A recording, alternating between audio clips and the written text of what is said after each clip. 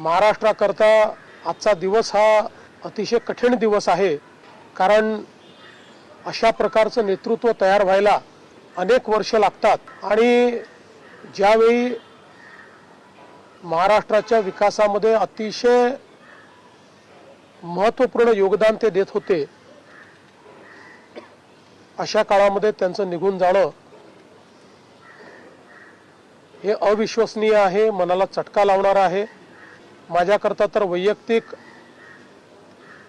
एक दमदार आणि दिलदार अशा प्रकारचा मित्र या ठिकाणी सोडून गेलेला आहे। महाराष्ट्रामध्ये आज शासकीय सुट्टी आम्ही घोषित केलेली आहे आणि त्यासोबत 3 दिवसाचा दुखवटा देखील जाहीर करण्यात आलेला आहे।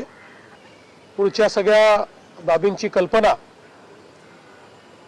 ही आपल्याला लवकरच देण्यात येईल।